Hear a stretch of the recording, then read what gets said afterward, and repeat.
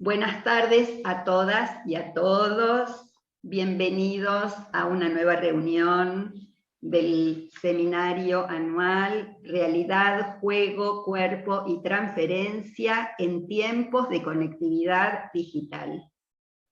Hoy tenemos el gusto de contar con la presencia de Luján Iguale. Luján es psicoanalista, es doctora en psicología, magíster en psicoanálisis, docente de UBA y UCES, investigadora de UBACIT, supervisora clínica en varias instituciones y es autora de varios libros. Por ejemplo, Detrás del espejo, de 2011, Detrás del espejo, perturbaciones y usos del cuerpo en el autismo. Versiones del goce del otro, del 2019. Alzar la voz, es así, ¿no? Es así Sí, en coautoría con otras dos colegas. Sí. Ahí está. No me había entendido lo que yo escribí. Coautora de Alzar la voz, incidencias clínicas del incesto, del 2020. También coautora de La infancia intervenida, Ciencia clínica y política, de 2019. Bueno, y hoy va a hablar sobre el cuerpo del analista en la clínica con niños. Así que te escuchamos. Como siempre nos silenciamos todos hasta que, bueno, después abrimos el tiempo de intervenciones, preguntas y debate. Bueno, muchísimas gracias por tenerte aquí. No, muchas gracias a ustedes por la invitación. Buenas tardes. Bueno, les voy a transmitir, a tratar de contarles algunas cuestiones que fui pensando alrededor del cuerpo del analista en la clínica con niños, y por ahí también, ¿no? Tratando de entramarlo justamente con lo que nos interesa particularmente, que tiene que ver con el jugar, ¿no? Y con la potencia que el jugar entraña. En principio me parecía interesante partir de algunas coordenadas más generales, no tanto específicamente de la clínica con niños, y que es el lugar que ha tenido, digamos, entre los analistas la cuestión del cuerpo del analista, ¿no? Y más general aún todavía, ¿no? El problema que se generó durante muchos años y que todavía persiste, me parece, en algunas lecturas, dentro del campo mismo del psicoanálisis, ¿no? Respecto de, ¿no? ¿Qué decir, ¿no? Respecto del cuerpo en la cura. Entonces, una de las cuestiones, por lo menos que yo noté en los años de mi formación, no sé qué les habrá pasado a los que llegaron después y a los que se formaron antes, ¿no? Pero en los años de mi formación universitaria y durante los primeros años claramente de mi práctica, me encontré con una transmisión del psicoanálisis que descontaba los cuerpos de las coordenadas de la cura, ¿no? Una transmisión del psicoanálisis que ponía el acento muy marcadamente en la cuestión del significante, y donde no era que no se hablara de los cuerpos, por supuesto que los cuerpos entraban de alguna manera en juego, ¿no? Cuando se hablaba del síntoma, ¿no? Cuando hacíamos referencia de algún modo a la pulsión, cuando se hablaba del goce o del cuerpo imaginario, pero aún así todo, ¿no? Siempre el deslizamiento terminaba yéndose a la cuestión significante, ¿no? Y así como se hablaba bastante poco de los cuerpos, menos se hablaba aún de la afectación de los cuerpos en transferencia, y mucho menos aún, ¿no? Del cuerpo del analista. Poniendo ese cuerpo del analista entre comillas, ¿no? Porque hay que ver de qué vamos a hablar cuando hablemos del cuerpo del analista. El cuerpo del analista es el cuerpo de la persona, y no voy a introducir, ¿no? La cuestión por ahí. O estamos hablando de otro cuerpo. Bueno, en general, ¿no? Al cuerpo del analista, este último, ¿no? Se lo redujo habitualmente a una especie de infortunio, de eso que se presenta bajo la forma de sentimientos incómodos, que fundamentalmente se los lee como algo que impide, ¿no?, o que dificulta el acto analítico. Se transmitió, me parece entonces, de ese modo, una especie de ideal de no afectación de los cuerpos, ¿sí?, que dista bastante de lo que acontece en el dispositivo analítico. En ese sentido, me parece que hemos sido como bastante pocos curiosos a la hora de investigar y de trabajar estas cuestiones, y las razones me parece que no son muy difíciles de encontrar. En primer lugar, me parece que hubo una cuestión que influyó mucho, que tiene que ver con la lectura que se hizo desde los posfreudianos, de los llamados posfreudianos, en relación a lo que se llamó la contratransferencia. Y me parece que esto llevó al callejón sin salida de la intersubjetividad, no porque la contratransferencia no exista, ¿sí?, por ahí me detengo un poquito en esto, ¿sí?, sino porque se intentó hacer de la contratransferencia un concepto o una noción que podía regular, digamos, la política del análisis, y me parece que el asunto es tomar más bien el sesgo, como Lacan lo pensó a la altura del seminario 8, ¿no?, cuando el seminario dedicado a la transferencia, cuando en la clase 13 del seminario 8, él va a decir, bueno, en realidad no se trata de que no exista la contratransferencia, dice, sino que en todo caso de lo que se trata es que la contratransferencia no es más, dice él, que un residuo de la transferencia. ¿Sí? Y por otro lado, es una crítica a esa idea, ¿no?, del analista, digamos, sin afectación. Él dice todo lo contrario, o que esa afectación siempre sería el efecto de un punto ciego del analista, ¿no? Y Lacan dice que esta, bueno, es una noción difundida, pero a la cual él no suscribe, y dice, cuanto más analizado el analista, más afectado, ¿no? Cuanto más analizado el analista, más, no dice más afectado, pero dice más enamorado, más enojado, más, ¿no? Aunque no responde desde ahí, sí aclara, ¿no? Es decir, hay una disyunción, podríamos decir, entre eso que se siente, o debiera haber cierta disyunción entre lo que se siente como residuo de la transferencia, porque así es como él va a leer la contratransferencia, y el modo de operar con eso. Y me parece que esto es una cuestión central, tanto en la clínica de adultos, por supuesto, pero que es una cuestión central e ineludible en la clínica con niños. Sobre todo con esos niños que se presentan, ¿no?, sumamente disruptivos, pero también esos niños que son, ¿no?, muy amorosos, ¿no?, esos niños con los cuales podemos caer en la cuestión de la fascinación, digo, porque a veces nos preocupamos mucho por los efectos residuales que tienen que ver con el rechazo, ¿no? Muchas veces vamos a supervisar cuando nos encontramos con que resulta ser que un pacientito, un niño, una niña nos genera como mucha dificultad, ¿no? No nos lo bancamos, no lo soportamos, nos pasan cosas, ¿no?, que nos deslizamos por ahí a las vías educativas, esos escollos que suelen aparecer muy frecuentemente en la clínica con niños, pero nos olvidamos que, bueno, que no es menos complicado lo otro, ¿no?, cuando entramos en esa cosa de fascinación, ¿no?, respecto de lo hermoso y lo maravilloso que es un niño, ¿no?, y también muchas veces nos quedamos obstaculizados a la hora de poder intervenir.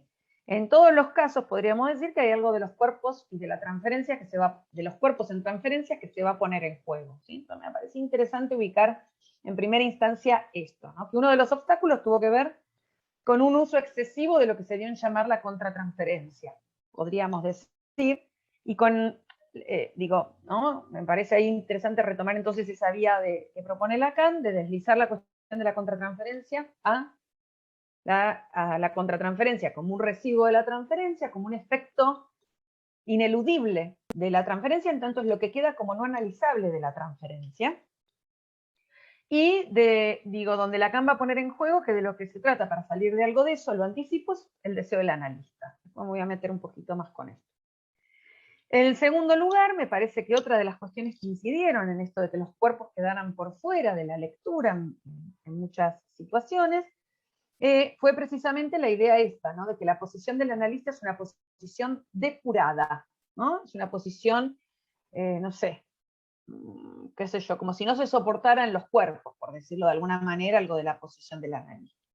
Y en tercer lugar, me parece que incide, por supuesto, el efecto de coerción que todo campo disciplinar instituye entre aquello que se puede decir y lo que no se puede decir o lo que no sería psicoanálisis, digamos, por decirlo de alguna manera, ¿no? Entonces, todas las instituciones están atravesadas por algo de esto, y todas las instituciones, bueno, van marcando qué es lo que es aceptado socialmente por ese grupo, ¿no? Como algo viable y posible de ser dicho y sostenido, ¿no? Para pensar la práctica. Bueno, entonces un poco como les anticipaba, en la clínica con niños, ¿no? Los cuerpos están en juego, ¿sí? Claramente los cuerpos están en juego. Tanto cuando la escena lúdica tiene lugar, como cuando se presentan obstáculos al armado de esa escena. Sobre todo, ¿no? En aquellos casos donde el cuerpo del analista queda concernido de un modo muy particular. Me refiero, ¿no? A que el cuerpo del analista siempre está concernido en el punto de hacer soporte al jugar, ¿no? Hay una dimensión ahí que es ineludible, y es que el cuerpo del analista hace de soporte a que la escena de juego se pueda desplegar. Pero también es cierto que muchas veces el cuerpo del analista queda concernido de otro modo, ¿no? No ya en la escena del jugar, sino que son esos momentos en los que el cuerpo, bueno, recibe patadas, mordiscones, pellizcos, escupidas, ¿no? O la vociferación feroz que no cesa, y todas las contingencias de esa índole, ¿no? Que se hacen presentes y pregnantes en el encuentro de cuerpos. Entonces digo, no, me parece interesante ubicar qué pasa cuando el dale qué, esa dimensión de ficción propia del jugar, queda en suspenso, y el cuerpo, ¿sí?, del analista sufre el embate, cuando no es de jugando, podríamos decir. Ahora bien, el último año y medio, se caracterizó por una particularidad, y es que nos vimos confrontados a una situación inédita, que fue, bueno, y es todavía, ¿no?, el atravesamiento de una pandemia. Si bien ahora estamos en una especie de híbrido, ¿no?, entre la presencialidad concreta y lo virtual y demás, ¿no?, bueno, todo este año y medio nos llevó a tener que reformular fundamentalmente nuestras prácticas, y también a hacer nuevas lecturas de lo que acontecía en el dispositivo analítico, ¿no? Creo que la clínica con niños fue uno de esos espacios donde se vivenció de un modo radical cierta dislocación, o lo voy a llamar así. Previo a la pandemia, podríamos decir que el consultorio era ese territorio en el cual se dejaban encerrados los monstruos que acechaban, ¿no? Era el lugar que daba aire por fuera de lo familiar, el círculo en el cual estaba permitido decir lo que los padres no querían o no podían escuchar. Era el espacio para crear soportes al cuerpo, con cartones, plasticolas, papeles de colores. De pronto, lo virtual, ¿no?, fue todo el territorio posible que teníamos, ¿no? De pronto, ¿no?, nos encontramos en que el espacio era otro. Recuerdo, ¿no?, como un primer efecto, no sé qué les pasó a ustedes, voy a hablar un poco de lo que me pasó a mí, ¿no? Recuerdo como primer efecto contundente, ¿no?, de ese primer tiempo de la pandemia, algo del orden de la afectación corporal cuando empecé a atender niños en forma virtual, y que algo que me pasaba y que no me pasaba con los adultos, ¿sí?, era el cansancio que me producía, ¿no? Terminada y francamente agotada, cual si hubiese corrido una maratón, ¿no? Había, ¿no?, en un primer momento, la sensación, ¿no?, de que algo estaba trastocado, ¿no?, de que algo estaba absolutamente dislocado. Y tomo esta palabra dislocar porque dislocar implica, ¿no?, sacar algo del lugar, ¿no? Dislocar implica sacar algo del lugar, incluso, ¿no?, es torcer un argumento, manipularlo sacándolo de contexto, ¿no? Y es incluso, algo que me pareció interesante, ¿no?, hacer perder el tino o la compostura, ¿no? Entonces digo, me parece que había algo de eso, ¿no?, que rompió con toda la furia en un primer tiempo. Me parece que todas esas acepciones nos acercan de alguna manera, ¿no?, a aquello a lo que se han enfrentado en general los dispositivos en el contexto de pandemia, porque no hubo práctica que no se viera conmovida, transformada, ¿no?, perturbada, por decirlo de alguna manera. Pero estas dislocaciones, ¿no?, marcaron un antes y un después. Entonces, una de las primeras cuestiones fue el cansancio, ¿no? Cansancio que se producía, a mi entender, ¿no? Por algo que se advertía en esos primeros encuentros, que era, en primer lugar, algo de la tensión que se generaba, ¿no?, entre los padres y los niños, ¿no? Entre los padres que pretendían que ese niño o esa niña se quedara frente a la cámara, ¿no?, sentadito, y un cuerpo infantil que se resistía a entrar a esa lógica, ¿no? Y que andaban con el celular o con el teléfono, con la pantalla que tuvieran a mano por toda la casa, ¿no? Entonces, primera cuestión ahí. Entonces, un primer movimiento, ¿no?, fue poder ubicar que no íbamos a replicar el trabajo presencial. No íbamos a replicar ni en los tiempos que iba a durar el encuentro, ni en el modo que se iba a llevar adelante ese encuentro, ¿no?, sino que íbamos a tener que armar otro modo, indefectiblemente, ¿no? Entonces, primera cuestión. A mí me produjo alivio ubicar que no se trataba de replicar, que para que fuera, ¿no?, análisis no tenía que replicar lo mismo que pasaba en el consultorio. Y transmitírselo a los padres, ¿no? Y transmitirles algo de esto a los padres. Vamos viendo cuánto dura la sesión, vamos viendo cuánto soporta el niño, vamos viendo qué se arma con lo que hay de un lado y del otro. Bueno, y entonces me pareció interesante porque ahí empezó a pasar otra cosa, que era la posibilidad de producir alguna lectura con lo que iba pasando ahí, ¿no? Y uno puede decir, bueno, entonces, ¿por qué este niño o esta niña se sale de la pantalla? Por ejemplo, ¿no? Porque se sustrae a la mirada, ¿no?, de un otro que se le vuelve insoportable, en este caso el analista o quien está allí, porque está jugando a las escondidas, y esto deviene un juego posible en el prender y apagar la cámara, ¿no?, porque desafía al otro que está ahí nomás y está presente, demasiado presente, ¿sí?, porque no puede sustraerse. Bueno, entonces, un primer momento, les decía, de desconcierto, de no saber, paradójicamente podría decirles así, dónde meter el cuerpo. Parece que fue un poco así. Mediado, ¿no?, entonces el encuentro por las pantallas, ¿sí?, me empecé a preguntar un poco, bueno, ¿qué hacer con aquello que se daba a ver? ¿No? ¿Cómo operar cuando un niño o una niña nos dejaban, ¿no?, me dejaban, a mí, pero digo, a ustedes supongo que les habrá pasado, plantados literalmente, ¿no? ¿Cómo intervenir cuando padres, hermanos o quien estuviera ahí daba letra al niño de lo que había que decir o sobre lo que había que trabajar en la función, o lo que tenía que contar?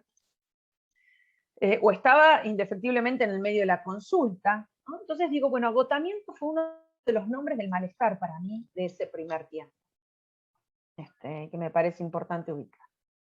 Sin embargo, puedo decir que, bueno, que cuando pude salir un poco, ¿no?, del azoramiento y la sorpresa que implicó toda esa transformación primera, me encontré con que resultó ser posible jugar alguna partida, ¿no?, que la dimensión del jugar se pudo empezar a armar, planteando un poco esto que les decía, ¿no?, tanto con los niños como con los padres, algo de las condiciones de posibilidad, ¿no?, algo de que hubiera un espacio específicamente para ese niño o esa niña en la casa, como lo pudieran armar. No hacía falta, a veces, bueno, podía pasar que si vivían en un ambiente o en dos ambientes no había mucho lugar a donde, pero bueno, que al menos tuviera algún rincón en la casa, como el modo de los rincones del jardín, donde ese espacio fuese ¿no?, para trabajar. Es decir, empezar, ¿no?, y esto, ¿no?, de que por más que los padres a lo mejor escucharan alguna cuestión, trataran de mantenerse lo más al margen posible, que en todo caso iba a haber otros espacios con ellos para trabajar algunas de estas cosas. Bueno, entonces me pareció interesante a partir de ahí ubicar, ¿no?, empezar a discernir algo del orden de ese cuerpo del analista, del que yo les hablaba al principio de la clase, ¿no?, de ese cuerpo que duele, ¿no?, cuando recibe, ¿no?, el manotazo, la escupida, ¿no?, o siente asco, ¿no?, ese cuerpo que se torna demasiado presente bajo ciertas formas de la afectación, ¿no?, y que en el caso de la virtualidad no es que se perdió totalmente ese cuerpo, porque ese cuerpo se veía afectado en esto que les digo, ¿no?, del agotamiento, ¿no?, del esfuerzo, en qué escuchar, en qué mirar, en qué leer, en qué, ¿no?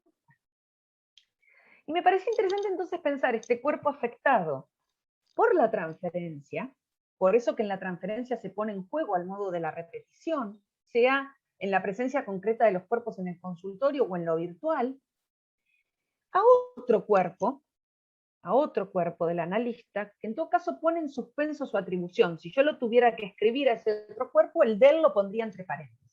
Y diría algo así como el cuerpo analista, ¿sí? Que implica, ¿no?, que el analista, ¿no?, que ese cuerpo analista hace en realidad del analista cuerpo.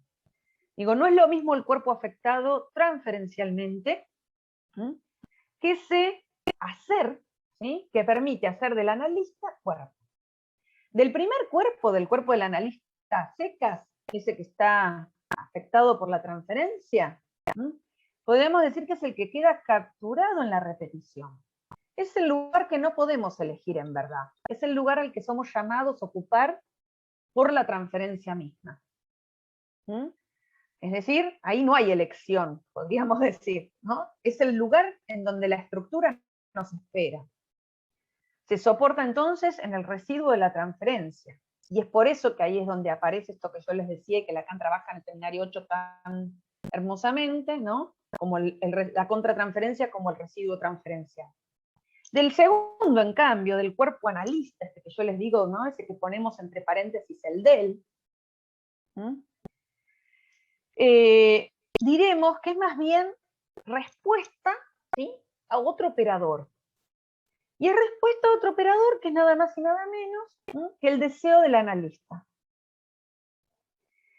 Que ese cuerpo sea soporte al jugar, ¿sí?, depende, por supuesto, ¿no?, de la presencia del otro cuerpo. Uno podría decir, bueno, sí, si el analista, tanto persona, entre comillas, no tuviese un cuerpo, no habría que, ¿no?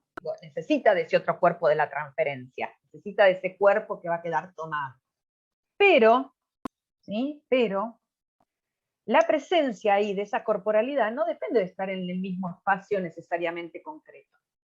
Porque lo que se va a poner en juego allí es algo que no es una cuestión menor, que es la dimensión del objeto A. Y que es lo que hace soporte en realidad al cuerpo. Entonces, que haya cuerpo soporte es efecto de la operación analítica que ubica la dimensión propia de la causa puesta al trabajo. Entonces me interesa ubicar esta doble vertiente. Una es la del cuerpo como otro con mayúscula. Ahí quedamos tomados por la transferencia. ¿Sí? Otra, la vertiente del objeto, y desde la cual puede operar de alguna manera, ¿no?, algo del orden del deseo del analista. Por supuesto que esa direccionalidad, sabemos que esa direccionalidad a ese cuerpo otro con mayúscula está sustentado en que algo del objeto se pone en el campo del otro. Lo sabemos. Y que es necesario que eso acontezca. Pero lo que me interesa ubicar es que si nos quedamos encarnando en lugar del otro de la transferencia, las cosas se complican. Ahora voy a un poquito más a esto. Entonces me interesa esta doble vertiente, la del cuerpo, la del otro, ¿sí?, con mayúscula, ¿no?, tomados y afectados, el lugar a donde la estructura nos llama, ¿sí?, que nos llame no quiere decir que tengamos que responder desde ahí. Y para no responder desde ahí necesitamos de ese otro soporte, de ese otro cuerpo, de ese cuerpo analista, ¿sí?, que responde a un deseo que no es el deseo de la persona, ¿sí?, que es el deseo que es el saldo de un recorrido de un análisis, y que es justamente el deseo del analista, ¿no? Ustedes saben que Lacan en ese seminario, en ese mismo seminario, en el seminario 8, dice algo muy, muy lindo, ¿no?, en relación al deseo del analista, al inconsciente, ¿no?, porque él dice que el analista no se queda sin inconsciente después de un análisis. Dice, por más analizado que esté un analista, no se queda sin esa dimensión del inconsciente. Entonces dice, por un lado, que el inconsciente del analista, ese que vale como un instrumento, ¿no?, a la hora de analizar, es el inconsciente más la experiencia del inconsciente, dice. Es el inconsciente que ha pasado por la experiencia del análisis, digamos, ¿no? Y del deseo del analista dice que es el efecto de una mutación en la economía del deseo. Es decir, que el deseo neurótico tuvo que haber mutado. Tuvo, ¿no?, deseo neurótico que se sostiene en la idea de la falta, pero como penar, ¿sí?, o sea, como el deseo como imposible, como insatisfecho, ¿no? Bueno, a el deseo del analista que va al encuentro, dice él, de la castración. Y hace signo de la castración, que no retrocede frente a la castración. Entonces digo, ¿no? Me parece interesante cómo algo de esto puede ponerse en juego, ¿no? En la clínica con niños, por supuesto, en el consultorio, pero también en esto que se armó en la virtualidad. Voy a dar un pequeño ejemplo clínico, desfigurado, por cierto, para que se pueda resguardar la identidad y porque esto se sube luego a las redes. Es muy, muy cortita, es una reflexión nada más, porque bueno, uno también se vio llevado a preguntarse, bueno, ¿qué situaciones o qué casos poder tomar y cuáles no, digamos, cuáles serían los criterios para poder pensar algo de este trabajo, ¿no? A partir de la virtualidad. Y bueno, a mí me sorprendió, por ejemplo, que me llamaran para pedirme, por ejemplo, un tratamiento con una niñita muy pequeña, de 2 añitos, que presentaba, bueno, los padres estaban preocupados bueno, porque no había desarrollo del lenguaje, porque, digamos, sospechaban la posibilidad de que se tratara de un autismo. Y entonces me pregunté, bueno, a ver, ¿cómo se puede hacer esto, ¿no? En plena pandemia. Y digo, ¿no? Y me encontré, ¿no? con cierta cosa sorpresiva, porque si bien es cierto que fue necesario, digamos, el soporte corporal concreto de los padres en la casa, digamos, para que algo de las entrevistas, de las sesiones pudieran empezar a desplegarse, ¿no? Me llamó la atención que el lazo que esa niña fue armando conmigo difería del lazo que estaba sosteniendo con sus padres. Digo, ¿no? Uno de los dichos era, no le da bolilla a nada, le hablamos y no nos mira, no responde cuando la llamamos, ¿sí? Bien. Entonces, en primer lugar, me encontré con ese decir parental, con lo cual, bueno, yo pensé, digo, que algo de eso se iba a replicar, así, ¿no? En los encuentros. Me encontré con una sorpresa. Me encontré con una niña que, frente a la pantalla, me miraba con suma atención y sonreía mientras yo le cantaba y le hablaba. Para los padres también fue muy sorpresivo, porque decían que cuando llamaban familiares y demás, nunca quería ponerse frente a la pantalla. Por otro lado, se dieron una serie de situaciones, por ejemplo, que iba deambulando por la casa, ¿no? Y la mamá o el papá que estuviera ese día, ¿no? La iban siguiendo, ¿no?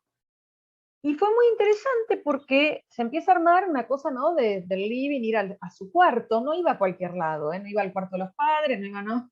Era o en el living, ¿no? En el estar común, digamos, de la casa, o en su cuarto, y cada vez más algo de las sesiones iba transcurriendo la mayor parte del tiempo en su cuarto, ¿no? Y entonces un día, ¿no? El papá me dice, así también como muy sorprendido, dice, solo a vos te lleva al cuarto. Y entonces, ¿no? A mí esto me sorprendió, ¿no? Porque además en el medio de todo esto que se iba armando, ¿no? Que ella elegía ciertos juguetes en particular, una rana que llevaba en un carrito, una rana que se caía una y otra vez. Para mí esta niña había quedado caída del campo del otro justamente a partir, ¿no? De una serie de situaciones en lo familiar. ¿Mm? Y en poco tiempo, a partir de esto, ¿no? De ese juego que se fue armando, ¿no? Donde este animalito que se caía una y otra vez, ¿no? Yo empezaba a sonorizar, a ponerle palabra a lo que le pasaba, ¿no? Donde se caía, ¿no? Que lloraba, que necesitaba que alguien la ayude, qué sé yo. Él empieza, ¿no? Ella empieza, la tengo con él hoy, ella empieza a poder armar ahí un lazo, ¿no? Donde empieza a poder cuidar, ¿no? Y aparece entonces la sonrisa cada vez más, la mirada atenta, y empieza a aparecer algo del orden de un laleo o de una niñita más pequeña, podríamos decir, ¿sí? Pero laleo al fin, de ese jugar con la lengua.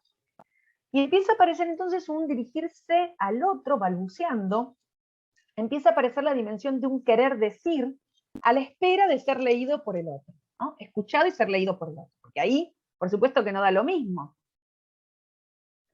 Si uno le responde todo el tiempo lo mismo, o si no le responde, o si uno va equivocando ese balbuceo, ¿no? y viendo qué pasa con eso. Porque a partir del balbuceo, después empezaba a señalar objetos ¿no? Y después empezaba a preguntar qué es eso, ¿no? Entonces empieza a aparecer toda una cuestión que era inédita. Entonces me pareció interesante, ¿no? Esto, ¿no? ¿Qué cuerpo, qué espacio, qué topología en juego? ¿Mm? Podemos decir entonces que si la posición del analista está hecha del objeto A, el cuerpo va a estar comprometido ineludiblemente, ¿no? Esta es una referencia de Lacan, ¿no? Él dice que la posición del analista está hecha del objeto A. Lo interesante es que esa posición del analista, que está hecha del objeto A, no está hecha con el objeto A del analista, ¿no? Porque el analista no puede poner en juego su propio partener de goce, ¿no? Esta es de hecho, Lacan lo plantea así en el seminario 8, cuando dice que la única contraindicación al tratamiento analítico es que el analista ponga a jugar su propio partener. En ese seminario él vuelve a tomar esta cuestión de jugar al muerto, que se confundió tanto como si jugar al muerto fuese parecer una ameba en el tratamiento. Lacan no habla de eso. El analista tiene, ¿no?, para mí, que tener algo muy vital, digo, ¿no? Porque para mortífero ya los sujetos tienen bastante, digamos, ¿no?, con lo que traen.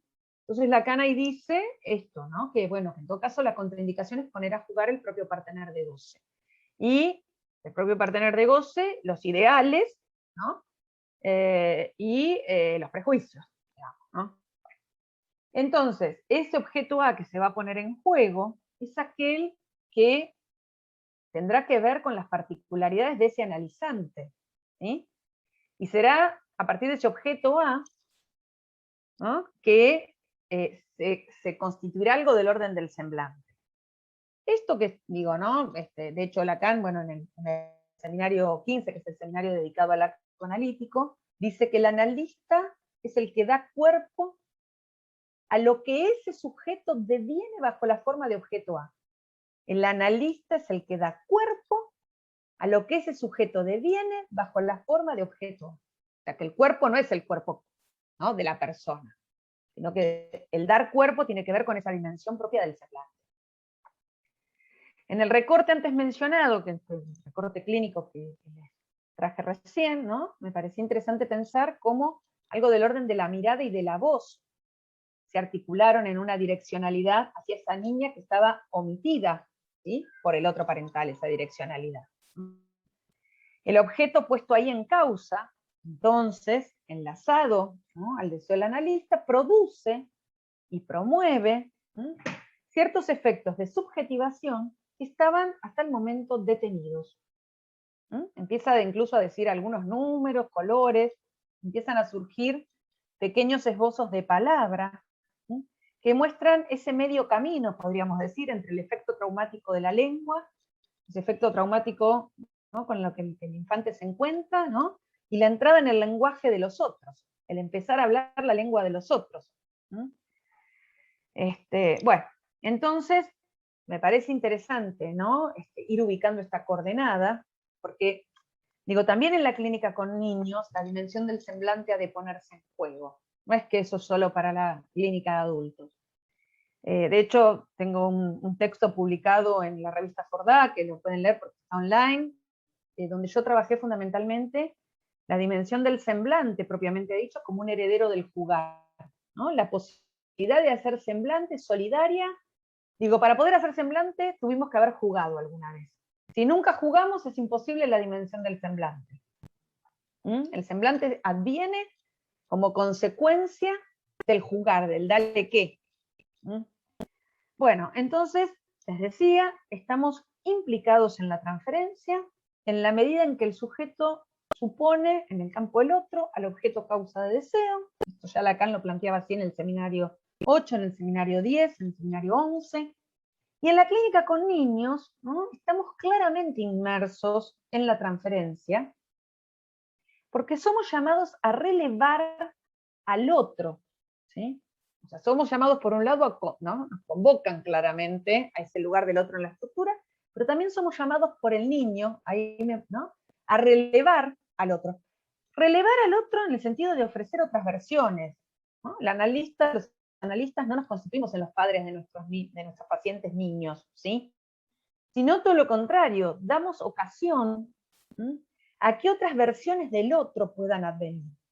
Y esas versiones del otro, diversas que pueden advenir, se van produciendo por una doble vía de intervención, ¿no? Porque incidimos en la configuración de ese lazo sintomático singular que se ha armado entre ese niño, niña y esos padres. O sea que intervenimos, ¿no?, ahí, en ese entre.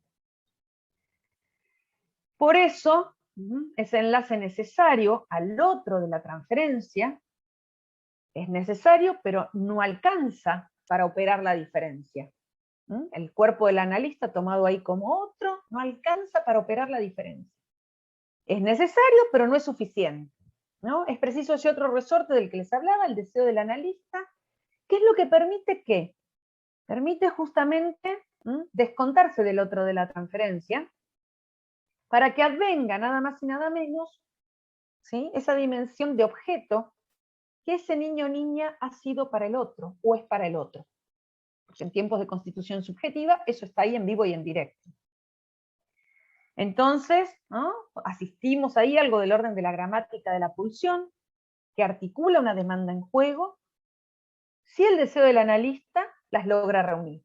Si el deseo del analista logra reunir aquello que la transferencia separa, ¿no? Lacan dice que la transferencia separa la demanda de la pulsión, en el seminario 11, y que es el deseo del analista el que los vuelve a reunir.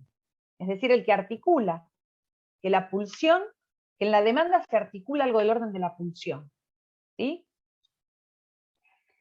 Y a mí me parece que esta es una cuestión esencial en la clínica con niños, y para pensar los modos de afectación de los cuerpos en la clínica con niños, porque ustedes saben que la fórmula del fantasma es sujeto dividido Losange A, y la fórmula de la pulsión es sujeto dividido Losange D mayúscula, ¿sí? Y a mí me parece que es interesante, primero, esa distinción entre la pulsión y el fantasma, que no han de confundirse, pero además porque en tiempos de constitución del sujeto, el fantasma que prima es la fantasía del otro, el fantasma parental, es la fantasía de ese entramado entre esos dos que no hablan la misma lengua a nivel del goce. Bueno, entonces, me parece interesante poder situar que ese ideal de estoicapatía, que es muy fácil de decir, como ligado a la posición del analista, y muy difícil de sostener, ¿no?, cuando la transferencia deviene la trama de satisfacción, cuando en la transferencia se ponen a jugar la relación del sujeto con el otro, cuando en la transferencia se pone en juego que el objeto A se deposita en nuestro campo, ¿no? Me parece interesante entonces interpelar esa versión estoica, esa versión idealizada, ¿no?, de ese ideal estoicapatía, ¿no?, cuando se ponen en juego lo que podríamos llamar los desbordes del cuerpo infantil, ¿no?, con todas las formas que eso se puede cobrar, y no solo los desbordes del cuerpo infantil, sino lo que pasa en el trabajo con los padres. Son muchas las supervisiones que digo, donde los analistas vienen a plantear, bueno, no hay una dificultad en el trabajo con el niño, no hay una dificultad, ¿no?, digamos, pero no sé qué hacer con los padres, no me banco, ¿no?, digamos, algo de lo que pasa en las entrevistas, no sé cómo intervenir, bueno, todos los pormenores, ¿no? Y ahí también hay algo donde se da lugar muchas veces a una serie de prácticas que son complicadas, o por ejemplo el eludir citar a los padres, por ejemplo, ¿no? Porque como, ¿no?, la cosa se pone álgida y no es muy agradable, ¿no?, entra en una cosa de especie de oso, ¿no?, que bueno, que no es sin consecuencias, porque digo, lo que hay que poder leer, que algo de lo que acontece en la entrevista con los padres en el marco de la transferencia es algo de lo que el mismo niño siente, ¿no?, en ese lazo con los otros. Entonces digo, si nosotros pesquisamos algo de lo insoportable allí, pues hay que meterse con eso de alguna manera y encontrar que eso insoportable se ponga en forma de algún modo, no para expulsar a los padres, ¿no?, sino para poder hacer alguna otra cosa con eso. Bien. Bueno, dicho esto, ahí lo que me interesa circunscribir, digamos, ¿no?, un poquito como no sé, con mayor, digamos, precisión, es cómo, digamos, a ver cómo decirlo. que es crucial en la clínica con niños la dimensión de ese otro cuerpo haciendo de soporte a la transferencia, digo, ¿no? Siempre es importante en toda la clínica, pero en la clínica con niños es crucial, sobre todo y fundamentalmente, ¿no?, cuando ubicamos que los tiempos de constitución del sujeto se encuentran demorados, los tiempos de constitución del sujeto se encuentran suspendidos, cuando señalamos y localizamos que hay basculaciones en la imagen, intermitencias en la consistencia corporal, tropiezos en el montaje de la pulsión, fracasos en la operatoria de la extracción del objeto A, desanudamientos incluso tempranos, o dificultades, podríamos decir, en el armado del nudo. Hay un libro muy, muy lindo que lo compiló Tomás a San Miguel, que es un seminario que dieron, no me acuerdo, ahora sí es en el Centro de Salud, en el número 1, me parece. Que se llama, creo que El armado del nudo, o algo parecido, siempre les cambio los títulos a los libros, pero bueno, si lo googlean les va a aparecer, ¿no? Y es bien interesante, ¿no? Porque digo, efectivamente, ¿no?, el cuerpo del analista es requerido para que la transferencia sea posible, ¿no?, y el cuerpo analista es necesario para que el nudo se haga, podríamos decir, para que el nudo se haga bien, por decirlo de alguna manera, ¿sí? ¿No? Entonces digo, me parece que es interesante, ¿no?, poder dar soporte, sobre todo a todas aquellas situaciones donde ese niño o esa niña han quedado caídos del campo del otro. Todas las perturbaciones de la investidura libidinal del cuerpo. Y en ese punto, no es sin el cuerpo que algo de eso se puede jugar. Me parece interesante además situar cómo es en ese entre que se va generando entre el analista y el analizante niño, ¿no?, cómo algo del orden del borde puede empezar a constituirse como tal, entendiendo que el borde es lo que determina una superficie, ¿no? Una superficie se determina por un borde, ¿no? Y entonces, ¿no?, me parece interesante pensar la operación analítica como una operación de borde, de constitución de borde, la operación analítica como una operación además de agujereamiento, de vaciamiento, de descompletamiento, ¿sí?, que permiten un anudamiento posible, que permiten un armado posible. Y esa operación no es ni del niño ni del analista en sí mismo, sino que es lo que se llama en el entre de esos cuerpos. Y bueno, nada, me parece que es fundamental en este punto, y con esto termino para dar margen a las preguntas, los comentarios y demás, me parece que es fundamental prestarle cuerpo a la operación analítica, ¿no?, para que la cura de un niño pueda sostenerse. ¿Sí? Bueno, hasta acá. Muchísimas gracias, Luján. Muy interesante lo que traes. Bueno, queda abierto entonces para preguntas, intervenciones, etcétera.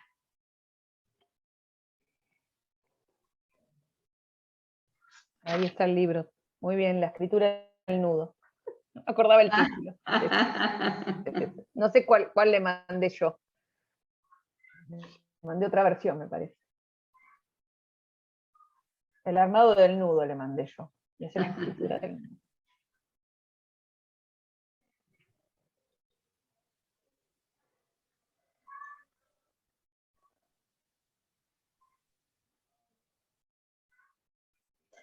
Bueno, abro el juego así con lo que primero agradecerte muchísimo la transmisión.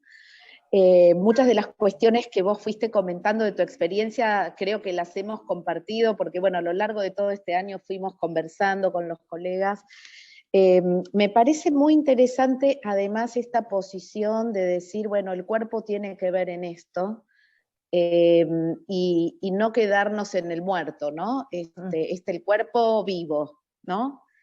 Del analista, también de la persona, porque el que siente los pellizcones es la persona, exacto, ¿sí? Y ese es el desafío que tenemos precisamente en nuestro trabajo. De eso se trata. Y no pensemos nunca que es posible sacar a la persona de ahí. El tema es qué hacemos con esto.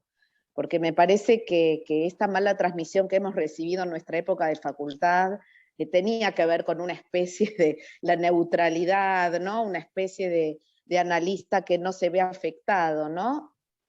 Bueno, y llevaba el retorno superyoico tremendo después, ¿no? En los inicios de la práctica, ¿no es cierto? Porque se suponía que había un ideal de no afectación. Bueno, así que agradezco muchísimo esto que comentás.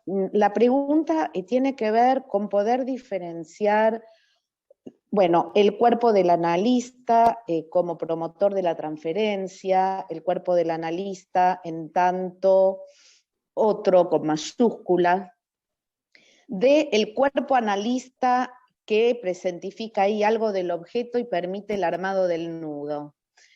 Me resulta difícil poder pensarlo con un ejemplo, si bien el ejemplo que trajiste es maravilloso en cuanto a que algo se posibilitó ahí, pero trato de pensarlo incluso en la presencialidad, ¿no? Me resulta difícil cómo sustraer, yo entiendo que es a fines didácticos, ¿no? Que se separan estas dos, digamos, dimensiones del cuerpo. Pero por momentos me resulta muy abstracto pensar al analista siendo semblante de A, siempre me resultó sumamente enigmático, y bueno, esto, lo siento como algo muy teórico, que me cuesta Te lo voy a decir poder... así de claro, mira, cuando vos lo querés acogotar y no lo acogotás, ¿sí? Sí, Cuando sí. lo que te está generando es que lo querés revolear por el balcón porque está haciendo un bardo infernal y no lo haces, y Bien. apareces como el maestro Yoda, ¿no? Entiendo. Diciéndole la fuerza, tú no sé qué. Bueno, ahí, por decirlo de alguna manera, a ver, digo esto, la transferencia empuja, o sea, digamos, el niño o quien sea, ¿no? El analizante va a poner en juego la relación al otro, a su otro. No es la relación conmigo persona. Mi cuerpo Sí, está sí, ahí, entiendo. Ahora pero entiendo. no Sí, es, sí, sí. Sí, pero no sí, sí. es. O sea, es conmigo y no es conmigo, ¿sí? Entonces, ¿cuál es el problema mayor? El problema mayor es cuando uno responde como persona creyendo que me lo hace. Ok, Me lo ok, hace. sí, no, no, entiendo ahora porque yo lo había, ok. Me está dirigido, Sí, sí, sí, ¿sí? sí, Me sí. concierne, por supuesto, porque estoy ahí, claramente, ¿no? Estoy ahí y me concierne, pero no puedo responder desde ahí. Tengo vedado Entiendo. responder desde ahí. Si me Sí, sí, sí, ok. enoja, me Sí, fascina, sí. no sé qué, no puedo Bien, no, responder desde ahí. claro, sí, sí, sí, no, yo porque pensaba que quedaba el analista como otro con mayúscula en un sentido no solo de esta transferencia brutal, sino el deseo del analista también lo estaba poniendo en ese primer cuerpo del analista, pero no, ya No. está, ya Por eso entendí, les ya decía, entendí. claro, pero está bien la Ok, pregunta, digo, ok, por eso lo planteaba como el cuerpo del analista, para pensar al otro de la transferencia, porque es como si uno dijera, bueno, ok, que el analista tiene un cuerpo, por decirlo de alguna manera, ¿sí? sí, Pero por otro bien, lado, el cuerpo del analista con del entre paréntesis sería como el cuerpo ok. que se suspende la atribución, no es del analista persona ese cuerpo, es un cuerpo analista, que si queremos un cuerpo, ¿se entiende? Que opera ahí Sí, sí, bajo la forma de un soporte, sí. bueno, y que ahí pondrá a jugar, qué sé yo, ¿no? Lo que sea que se ponga a jugar ahí, digamos, ¿no? Sí, se pone a jugar, precisamente, Exacto, digamos, exacto. ¿no? Se pone a jugar. Por otro lado, pensaba en esto que decías recién, Débora, que cuando a mí me resonaba además otra cosa, esto de no se trata del cuerpo muerto, del analista como muerto, ¿no? Y del Sí, cuerpo muerto, porque digo, sí, el cuerpo muerto, para Lacan en el seminario 21, es el cuerpo cadáver del amor divino, es la cosa religiosa. claro, sin cuerpo. Claro, se aniquila el deseo, no hay ¿no? Y él dice que no ese es el Sí, lugar para el análisis, claro, ¿no? Entonces sí, digo, me parece sí, interesante también algo sí, de eso. sí, sí. Bien, muchas gracias. Dejemos lugar a otras preguntas. Me Claro que sí. siguen Sigo teniendo otras, pero para dar lugar después en todo caso. Claro. Gracias. No, por favor.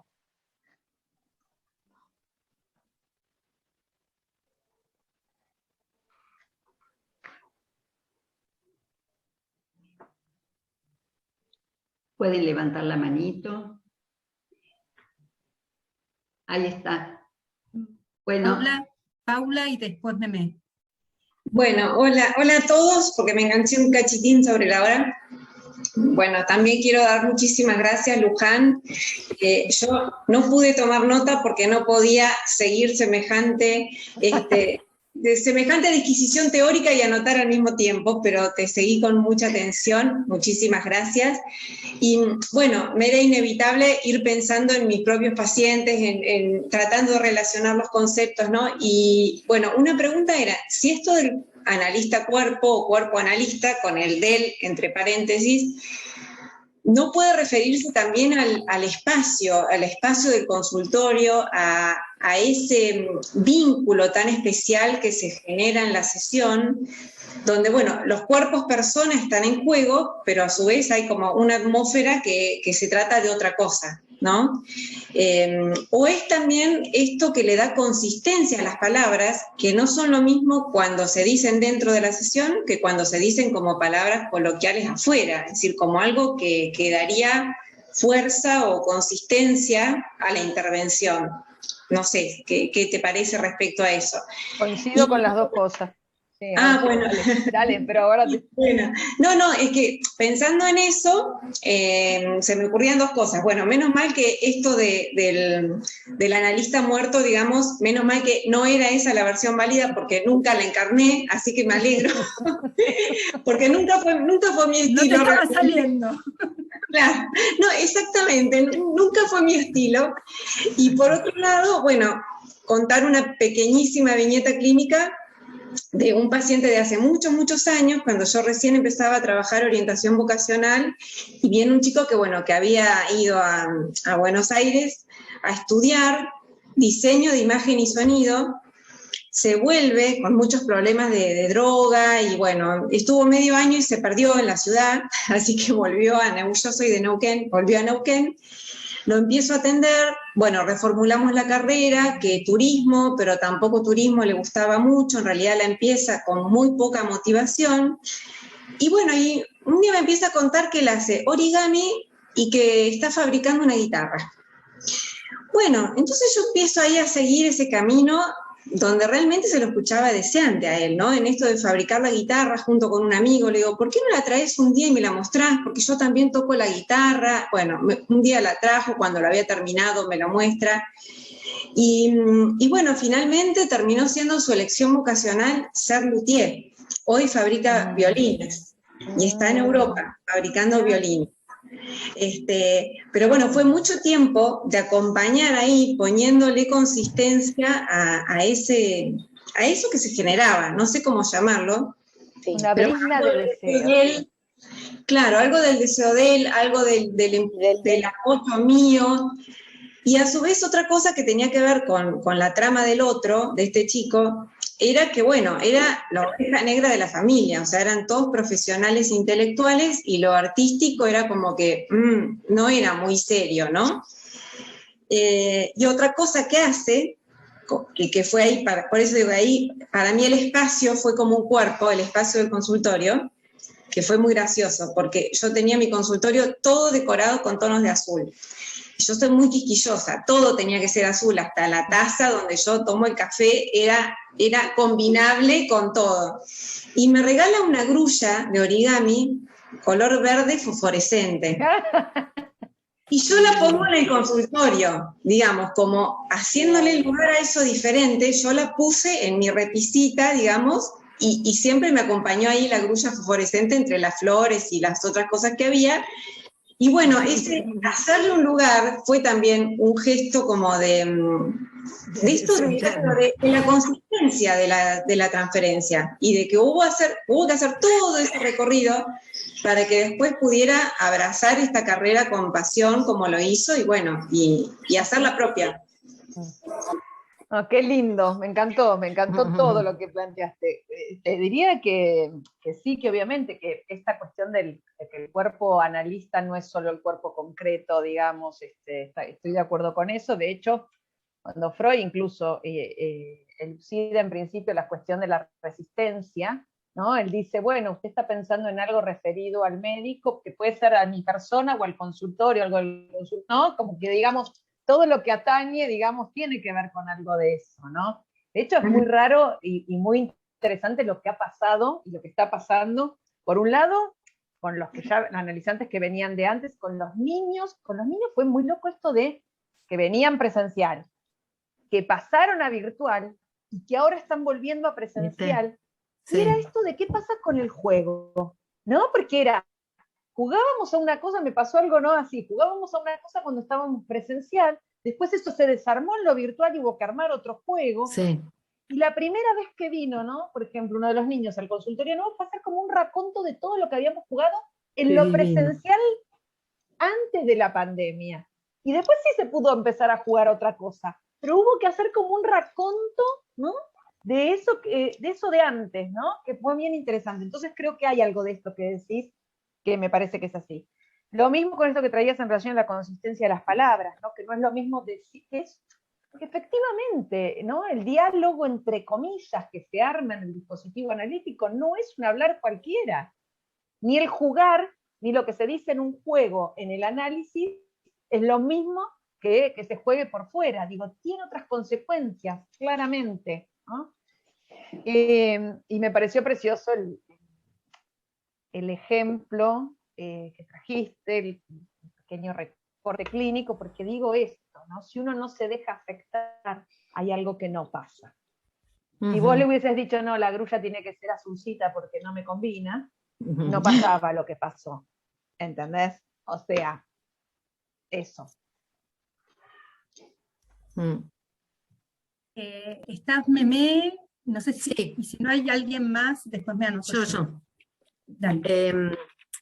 Bueno, yo como psicomotricista he vivido mucho esta cuestión de la escisión, ¿no? De como que el psicoanálisis, el cuerpo era para el trabajo de psicomotricidad y el hablar para hacer psicoterapia, ¿no? Con niños.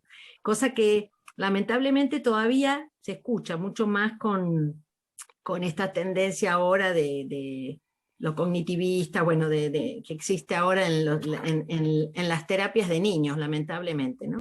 Y como siempre, esto de que el cuerpo justamente siempre va a estar afectado, siempre. Me parece muy interesante porque también pasa, por ejemplo, con fonoaudiología, ¿no? Que se hace también esa decisión. Y sabemos los que trabajamos con niños que el trabajo casi es común en esto de la comunicación como organizador del desarrollo. Así que en la comunicación, las primeras comunicaciones son corporales. Así que es interesante porque es algo que, aunque para nosotros en este grupo, digamos, es algo que comprendemos rápidamente y asimilamos, pero es todavía algo para trabajar. Y también, bueno, esto de en común que me da,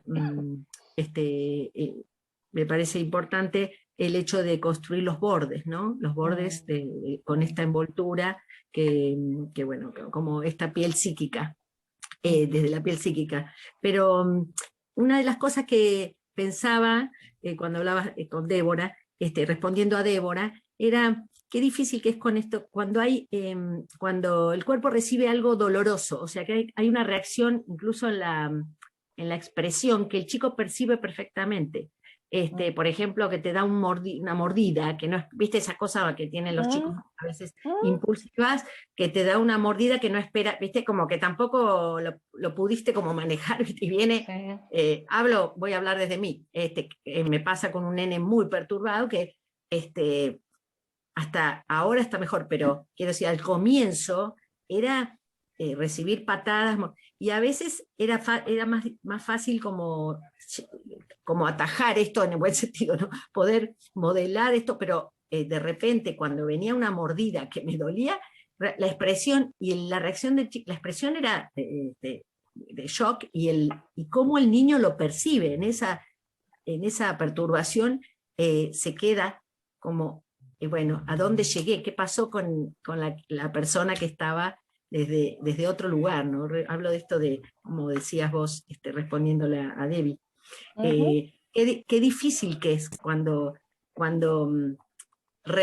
uno lo retoma, pero es difícil eso, ¿eh? Ese momento es complicado. ¿Sí? Bueno. Un poco pensaba, sí, no, gracias.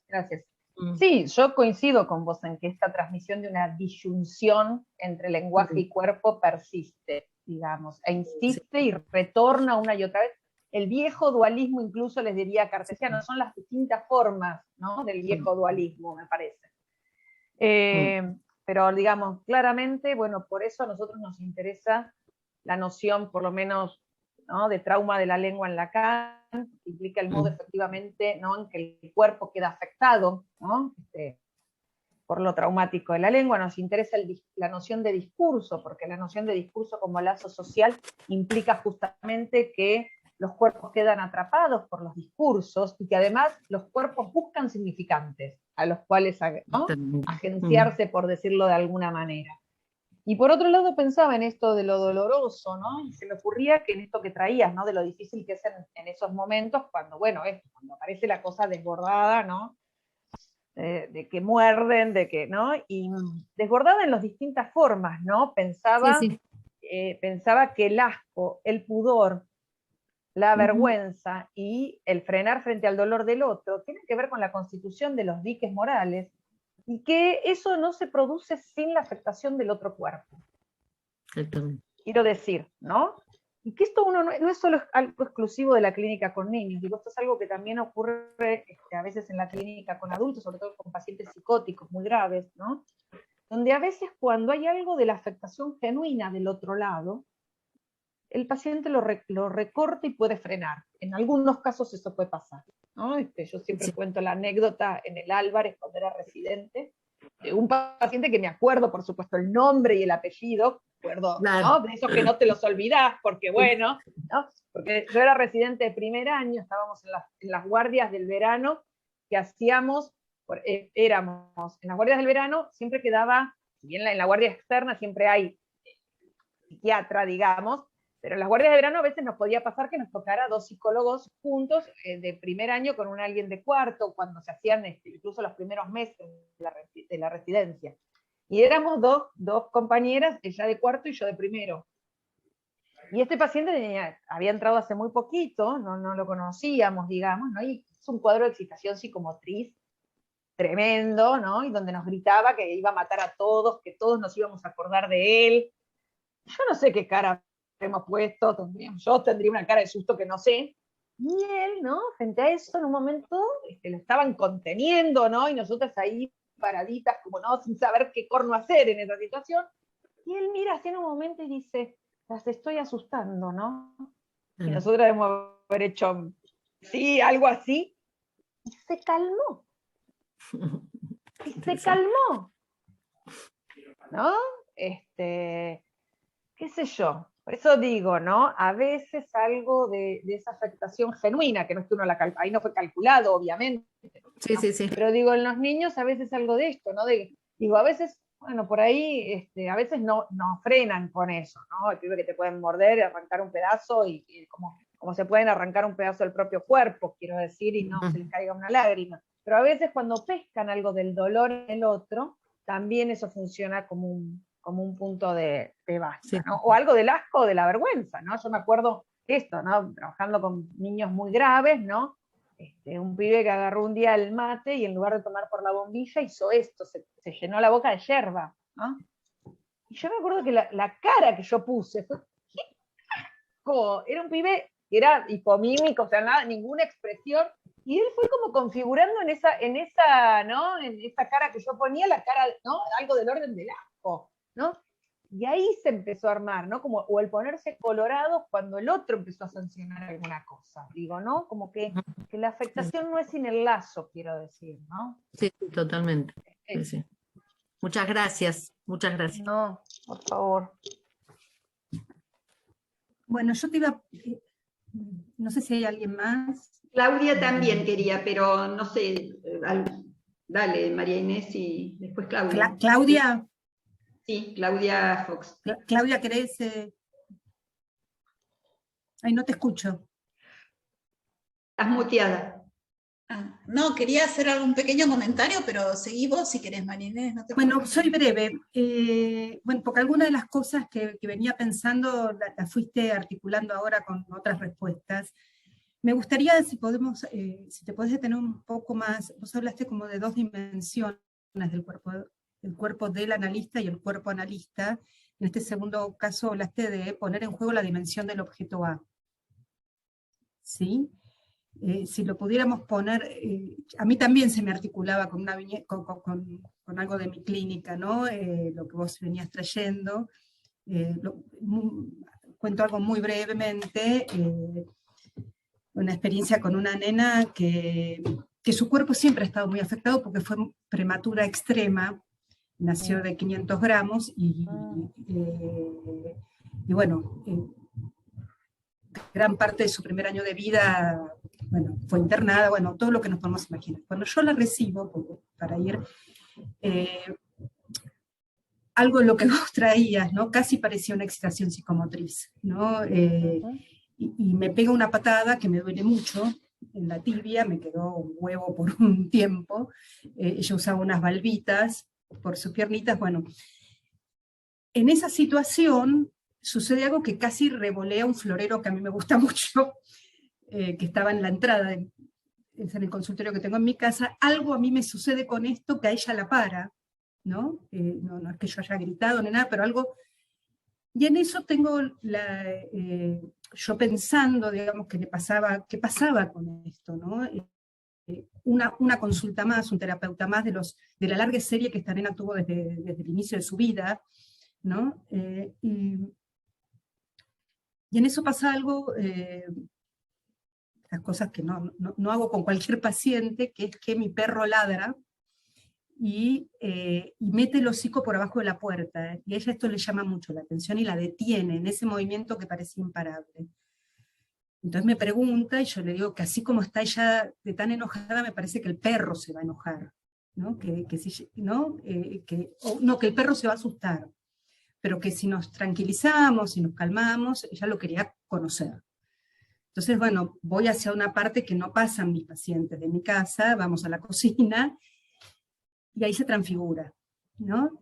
Y se torna sumamente tierna, como lo acaricia. A mí me llama mucho la atención el cambio, porque de esta cosa totalmente desencajada, y yo ahí lo que pensé, dije, lo estamos mirando a él, ¿no? No la estoy mirando a ella, ¿no?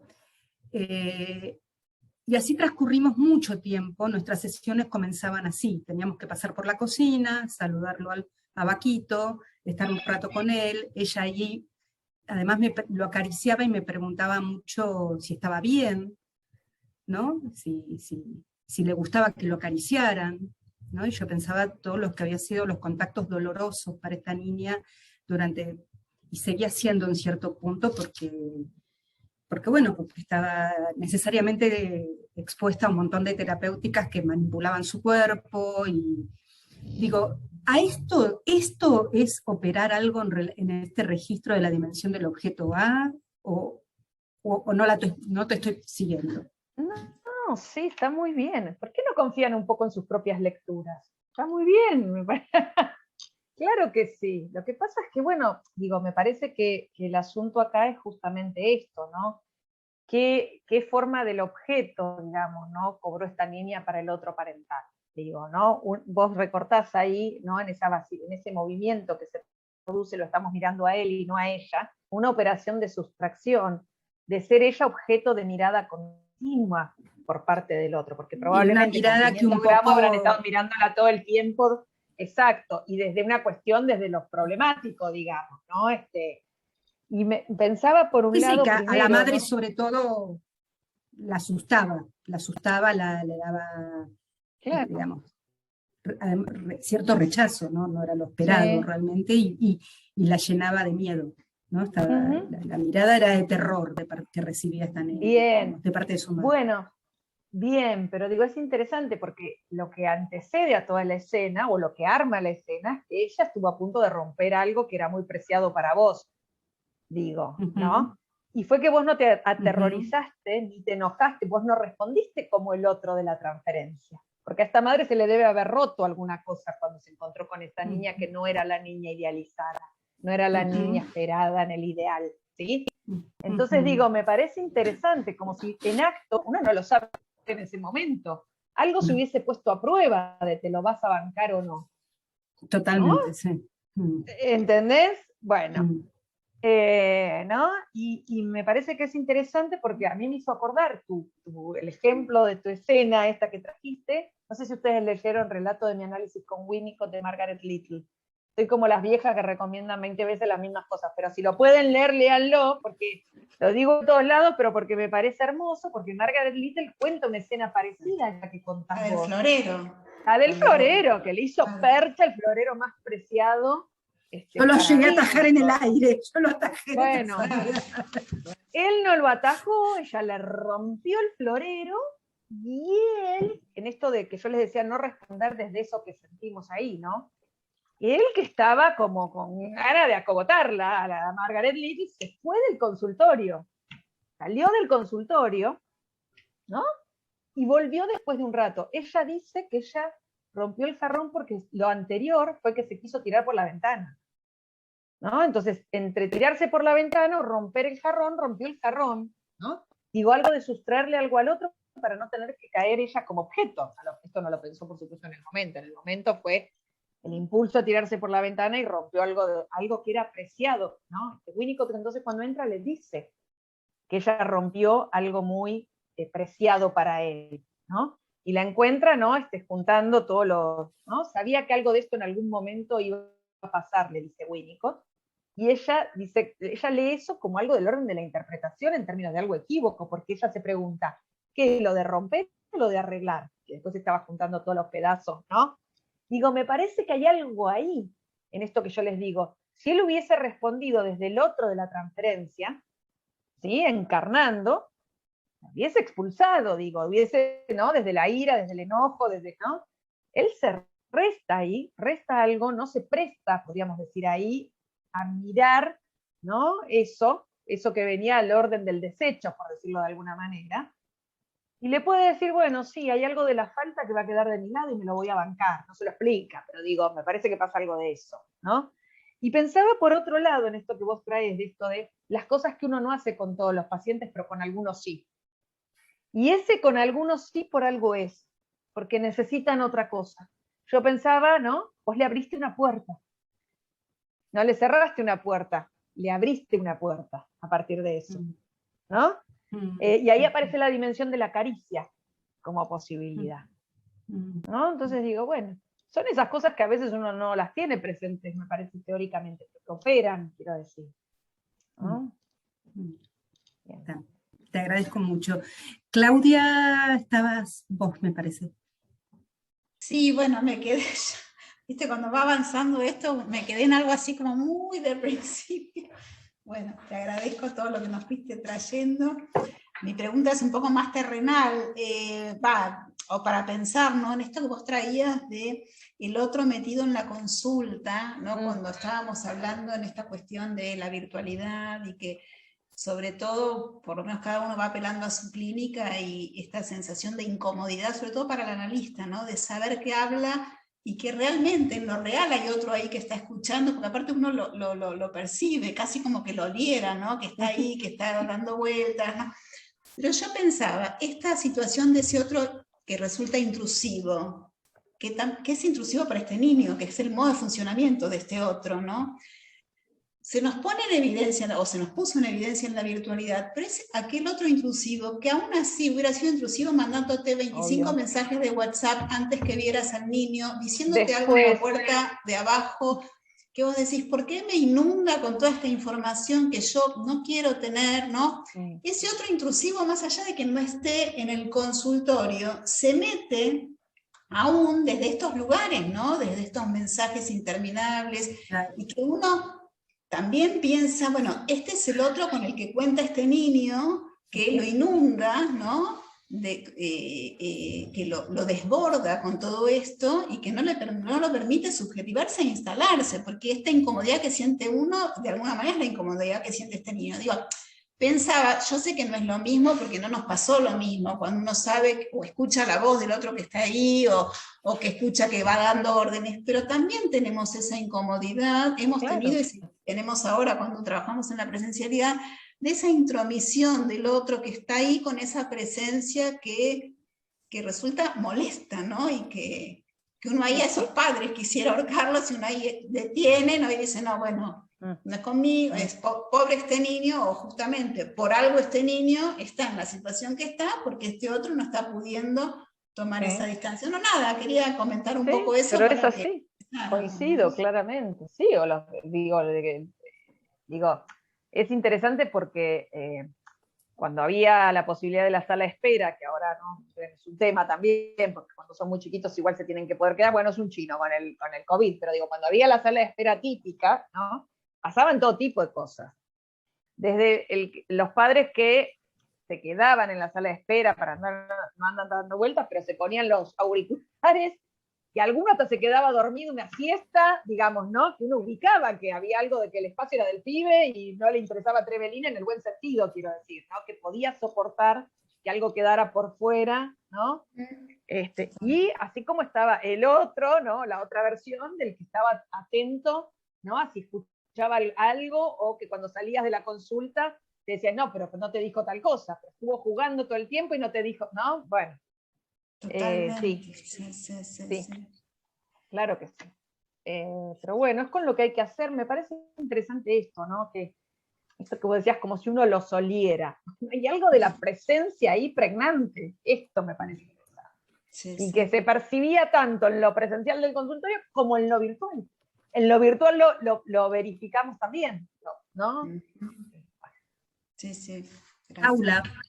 Paula. En relación a esto, antes que se me olvide, porque pensaba así como está a veces esta hiperpresencia de los padres, a mí también me ha pasado todo lo contrario, cuando no hay padres, hay una cosa de vacío o de abandono muy grande, y ahí quería preguntarte puntualmente, bueno, a ver, me cuesta formularlo, pero ¿qué trabajo hay que hacer en la transferencia cuando lo que hay que hacer no es poner a raya a ese otro para que el niño tenga su lugar, sino al contrario, hay como que constituir algo de ese otro porque no está?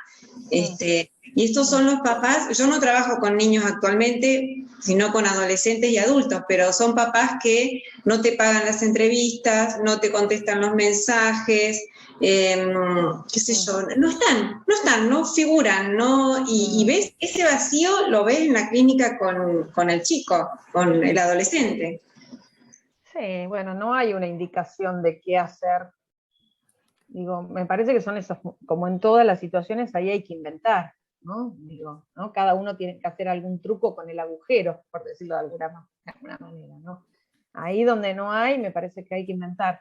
Yo creo que yo apostaría, por lo menos en general, a tratar de evitar unos otros más allá de los padres, quiero decir. A veces puede ser un tío, a veces puede ser un abuelo, una abuela, alguien más que empiece a jugar la partida en relación a ese niño o ese adolescente, cuando los que tienen la función parental a su cargo no pueden con eso, digamos, ¿no?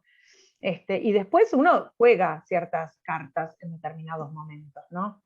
Pero eso es muy de cada uno y de los modos de intervenir. Yo soy medio de armas tomar. O sea, yo quiero decir, o sea, ¿no? A veces me tomo el tiempo, ¿no? De que se instaure algo del orden de la transferencia, pero cuando se quieren hacer los giles muy abiertamente, yo no lo dejo pasar muy así como así. Pero es un estilo personal eso. Digo, yo o sea, ¿no? Bueno, ¿qué onda? ¿Están preocupados? ¿No están preocupados? ¿Qué valor se le da, ¿no? Al espacio? ¿No? Chicas, son y 31, me va a llamar una paciente ahí, pero si me quieren decir algo más, pero tengo miedo que me suene el teléfono. Silvia, habías pedido la palabra, no sé. Sí. Bueno, yo estaba mirando, estaba atenta al horario, pero bueno, en principio volver a agradecerte, Luján, por estar aquí, por traer, por un lado, la frescura y también la conceptualización de lo que hacemos.